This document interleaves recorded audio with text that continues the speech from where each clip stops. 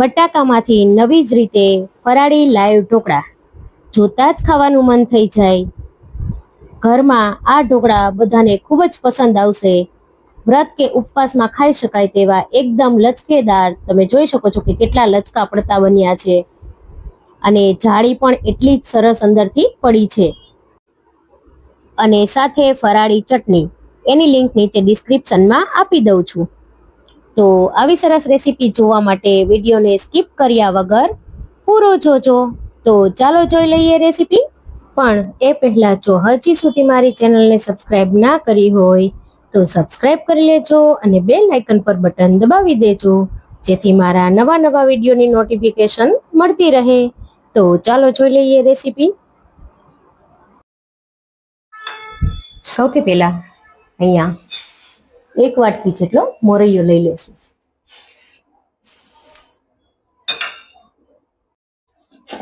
અને તેમાં આપણે 2 ચમચી જેટલા સાબુદાણા ઉમેરી દેવાના છે. હવે આને આપણે પીસી લેવાના છે. તો અહીંયા આપણું પીસાઈને રેડી થઈ ગયું છે. આ રીતે કરકરું જ વટાશે. તો હવે આને આપણે કાઢી લઈશું.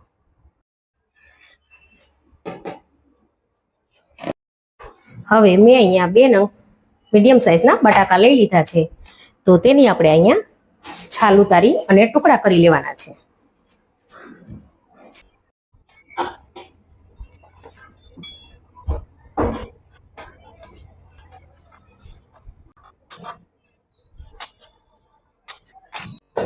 તો હવે આ કરેલા ટુકડાને આપણે એક મિક્સર જારમાં લઈ લેશું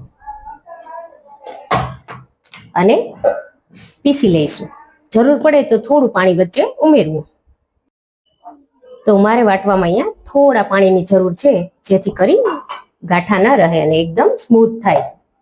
તો હું પાછું પીસી લઉં છું.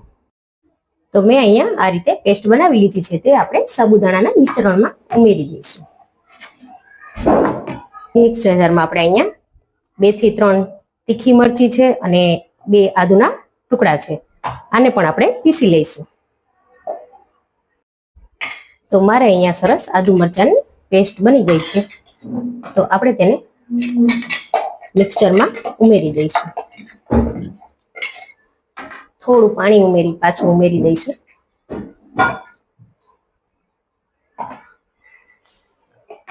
એક વાટકો ખાટું દહીં ઉમેરી દઈશું. જો તમારી પાસે દહીં ના હોય તો તમે છાશ પણ લઈ શકો.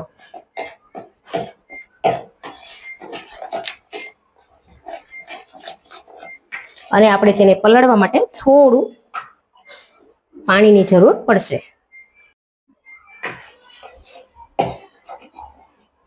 પલળશે એટલે થોડું ફૂલશે, તો આપણે થોડું પાણી ચડિયાતું જ ઉમેરવું છે.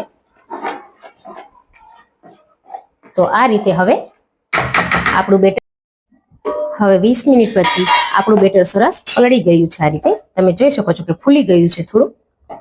તો હવે આપણે તેને પાછું એક મિક્સર જારમાં લઈ લેવાનું છે.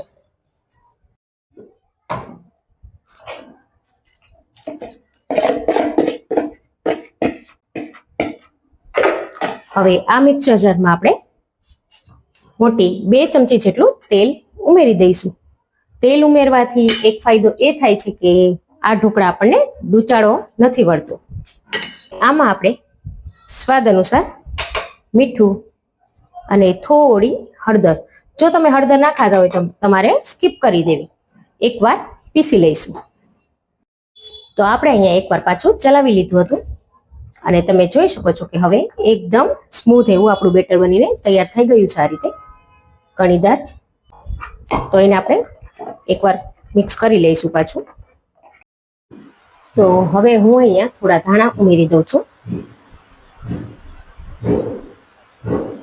અને પાછું મિક્સ કરી અને એક બાઉલમાં થોડું અલગ કાઢી લઈશું.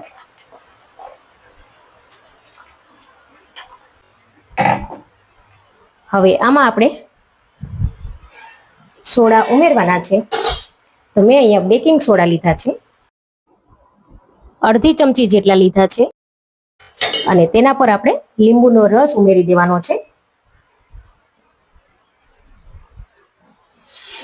જેથી સોડા સારી રીતે ફૂલી જાય.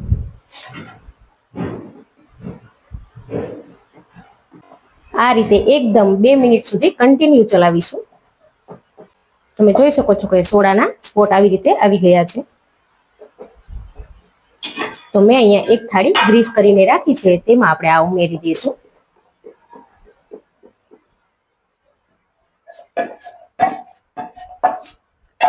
અને હવે તેના પર આપણે લાલ મરચું આ રીતે સારા દેખાવ માટે ઉમેરીશું. તમે જો ના ખાતા હોય તો સ્કીપ કરી દેવું. અને હવે આ ડીશને આપણે સ્ટીમરમાં મૂકી દઈશું.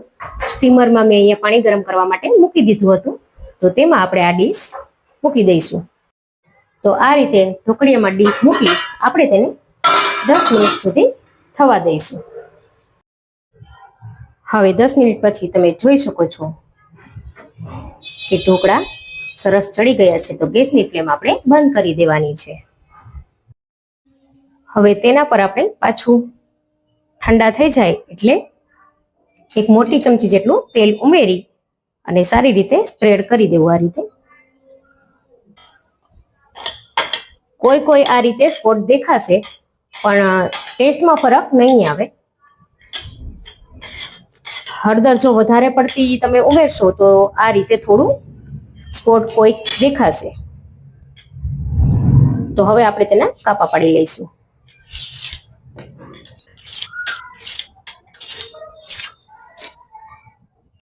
તો હું અહીંયા તમને ઢોકળા કાઢીને પણ બતાવું. તો સરસ મજાના આ રીતે એકદમ લચકા પડતા ઢોકળા આપણા તૈયાર થઈ ગયા છે. તમે જોઈ શકો છો કે તેની જાળી કેટલી સરસ પડી છે આ રીતે.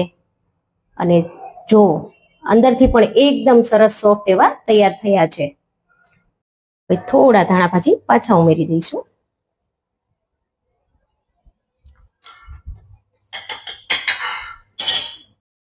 તો તૈયાર છે ફ્રેન્ડ સરસ મજાના ફરાળી આપણા લાઈવ ઢોકળા. તો તમે જોઈ શકો છો કે જોતા જ ખાવાનું મન થઈ જાય તેવા સરસ બન્યા છે. આ રીતે એકદમ લચકા પડતા બન્યા છે.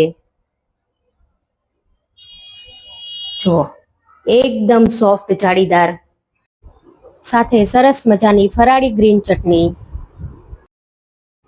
તો આવી અવનવી રેસીપી જોવા માટે મારી ચેનલને લાઈક, શેર, સબસ્ક્રાઇબ કરવાનું ના ભૂલતા. તમે પણ ઘરે ચોક્કસથી ટ્રાય કરજો મારી આ રેસીપી, અને કમેન્ટ કરીને મને કહેજો કે તમને મારી રેસીપી કેવી લાગી. તો ફરી મળીએ નવી રેસીપી સાથે. Happy cooking, happy eating.